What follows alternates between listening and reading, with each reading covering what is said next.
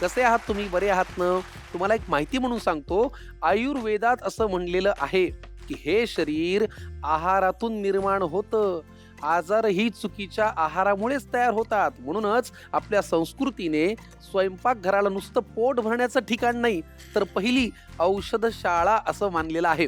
जेव्हा याच आयुर्वेदाची दृष्टी आणि चविष्ट जेवणाची कला एकत्र येईल, तेव्हा ताटातलं अन्न सुद्धा अमृतासारखं असेल. आणि ही ताकद आहे आयुर्वेदात.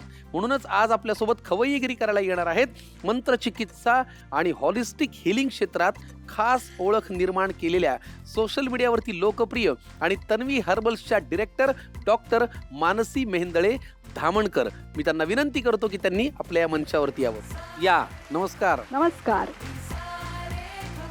डॉक्टर मानसी, फार मनापासून तुमचं स्वागत आहे. खूप खूप धन्यवाद. मलाही खूप छान वाटलं. Thank you so much. कशा आहात तुम्ही? खूप छान. आज तुमच्याकडनं जाणून घेण्यासारखं खूप काही आहे. बरोबर. ते आहे आहाराविषयी, ते आहे विहाराविषयी, ते आहे विचारांविषयी आणि ते आहे प्रकृतीविषयी. बरोबर. आणि अर्थात ओघाने स्वयंपाक पण आलाच. बरोबर. या सगळ्याविषयी गप्पा मारूया.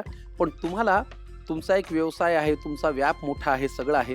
या कार्यक्रमात यावं असं का वाटलं असेल गडे? खवय्ये तर आपण असतोच.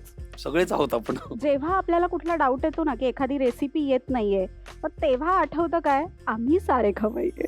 तर आयुर्वेद हे घराघरामध्ये पोचलेला शास्त्र आहे. बरोबर. पण काही रेसिपी अशा आयुर्वेदातल्या उत्तम आहेत, राईट, की त्या घराघरात पोचवण्यासाठी उत्तम कोणतं लोकेशन आहे, तर आम्ही सारे खवय्ये. किती छान. वा, आमच्या कार्यक्रमाविषयी तुम्ही हा विचार करता, आम्हाला आनंद झाला. आता आपण जरा तन्वी हर्बल विषयी बोलूया. काय म्हणतात त्याला, एक परिवाराची व्याख्या आहे ज्यातनं तुम्ही इतरांच्या तब्येतीचा, इतरांच्या सौंदर्याचा विचार करता आणि खूप कष्ट करता. तर तन्वी हर्बल विषयी आम्हाला जरा सांगा. तन्वी हर्बलची संस्थापिका म्हणजे माझी आई डॉक्टर मेधा मेहेंदळे. बर. आईचा असा हेतू होता की आयुर्वेद म्हटल्यावर लोकांना वाटतं की लेट रिझल्ट, म्हणजे आज औषध घेतल्यावर किती दिवसांनी रिझल्ट येणार माहित नाही, किंवा कडू काढे, कडू गोळ्या, म्हणजे घ्यायला कंटाळा येणार. तर तिला क्विक रिझल्ट देणारी औषधी हवी होती आणि त्यासाठी तिने सत्व पद्धतीच्या औषधांची निर्मिती केली. बर. आणि आज घराघरांमध्ये तन्वी शता हे आपलं जे हिरो प्रॉडक्ट आहे, ऍसिडिटी, हेअरफॉल सगळ्यासाठी उत्तम असं औषध आज तन्वी शता या नावाने ओळखलं जातं. वा वा वा, किती छान. पण मग तन्वी या नावाचा जो विचार केला, हो, तो केवळ एक उत्तम शरीराचा विचार करून हे नाव ठेवलं, बरोबर? मन आणि शरीर हे हा. दोन्ही परफेक्ट असायला हवं. म्हणून कारण जर तुमचं मन निरोगी नसेल तर शरीरही निरोगी राहणार नाही. आपल्याकडे एक फार सुंदर सुभाषित होतं आम्हाला 8वी मध्ये, की चित्ते प्रसन्ने भुवनम प्रसन्नम, चित्ते विषण्णे भुवनम विषण्णम, मन चंगा तो पुरी दुनिया चंगा. एक्झॅक्टली. आहे की नाही? बरोबर. अगदी वा, बरोबर. डॉक्टर मानसी, फार मनापासून आम्हाला आनंद होतोय की तुम्ही हे सगळं घेऊन आज इथे आलेला आहात. आता जर आपण स्वयंपाकघराकडे जाऊया, डन. तुमच्या कामाविषयी खूप गप्पा मारूया. Yes. मलाही तुमच्याकडनं काही गोळ्या घ्यायच्यात, कारण हल्ली माझे केस खूप गळायला लागलेले आहेत. हो, ते आपोआप येतात. आपली इम्युनिटी चांगली असेल तर हो का? केस येतातच. तन्वी शता घेतल्यावरती म्हणजे आजपर्यंत म्हणजे 70 वर्षांच्या आजी होत्या, त्यांनीही कळवलं की केस परत यायला सुरुवात झालेली आहे. माझं तर आत्ता कुठे विशी ओलांडली आहे. त्याच्यामुळे आपण आता टॅबलेट घेऊच या, पण त्याआधी स्वयंपाकघरात जाऊया, खवय्यगिरीकडे वळूया. नक्की. या. बरं, मला एक सांगा, तुम्ही आता आयुर्वेदाविषयी बोलत आहात. हो. आयुर्वेदाचा तब्येतीचा आणि आहाराचा किती संबंध आहे? खूप मोठा. कारण आहार हेच खरं औषध आहे. बर. हा जो अग्नी आहे ना, तसाच आपल्या शरीरामध्ये अग्नी असतो, Correct. जठर अग्नी. जर तो बिघडला तर व्याधी होणार आहे. आणि त्यासाठी आपल्या आईच्या हातचं जे अन्न असतं ना, अमृता समान असतं. चला मग आपण एक काम करूया, आता स्वयंपाकाकडे वळूया. Done. तुम्ही आज इथे आलेले आहात म्हटल्यानंतर काहीतरी पौष्टिक खायला मिळणार याची आम्हाला खात्री पटलेली आहे. अगदी नक्की. तर पहिला पदार्थ कुठला निवडलाय? पहिला पदार्थ आपण घेतलाय खरजूर आदी मंथ.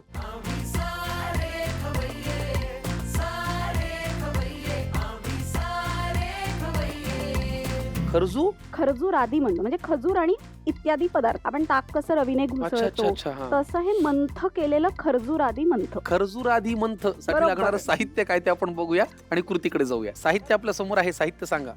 शिजवलेला आवळा, खजूर, आमसूल, डाळिंब, पत्री खडी साखर, मनुका, चिंच आणि सैंधव मीठ. मी तुम्हाला खरं सांगू, कोणीतरी खडबडून जागं करतं ना, मला आता एकदम तसं झालं. हे सगळं खा म्हणून घरातले लोक रोज कानी कपाळी ओरडत असतात. आपण इतकं दुर्लक्ष करतो ना याच्याकडे. सोनारांनी कान टोचले कीच ऐकतो ना आपण ते, तसं आहे ते. अगदी आता खरंय. प्रत्येक पदार्थ आहे ना, त्याचा इम्पॉर्टन्स खूप सुंदर आहे. Correct. आता हा जो आवळा आहे हा रसायन आहे, Correct. आपल्याला तरुण राहायला मदत करतो. हा जो खजूर आहे हा बल्य आहे, आमसूल आपल्या शरीरात वाढलेलं पित्त कमी करतं. पत्री खडीसाखर पित्तशमन. चिंच, जसं आपण तांब्याचं भांडं खराब झालं असेल तर बाहेरून कसं कलई करण्यासाठी कलई. हां, एक्झॅक्टली. तसंच आपल्या शरीरामध्ये सुद्धा दोष कुठले साठले असतील तर ते कमी करण्यासाठी त्वचेच्या म्हणजे ग्लोईंग स्किन हवी असेल तर चिंच. हृदयासाठी उत्तम असं डाळिंब. काळ्या मनुका रक्त वाढवतं, अँटीऑक्सिडंट. आणि सैंधव मीठ चवीसाठी. चला मग आता ह्याची कृती करूया. काय Yes. करायचं पहिल्यांदा? आपल्याला हे सगळे घटक एका बाउलमध्ये घ्यायचे. येस. काय घेऊया आता? आता पहिले आपण ह्याच्यामध्ये पाणी घालूया.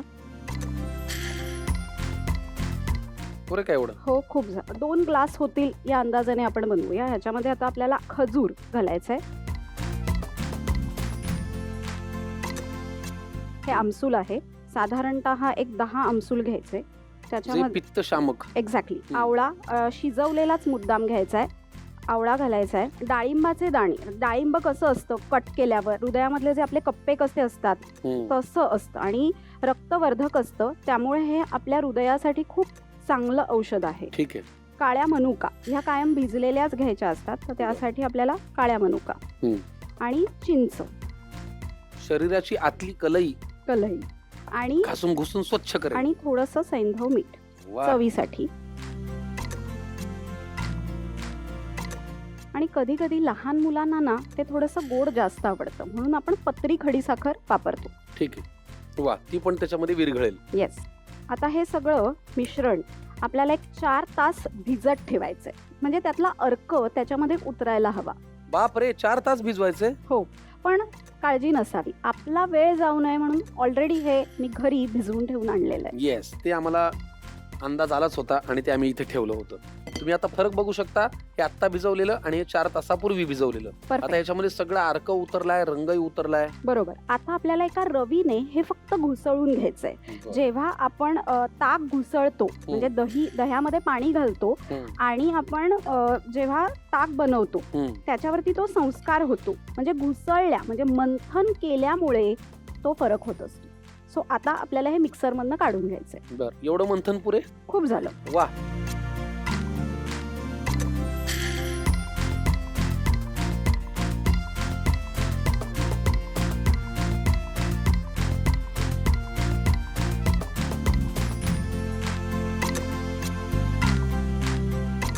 त्यामधनं आपला रसधातू प्रीणन होणार आहे. म्हणजे आपल्या शरीरामध्ये जे 7 धातू आहेत रस, रक्त, मांस, मेद, अस्थि, मज्जा आणि शुक्र या सगळ्या धातूंसाठी हे औषध.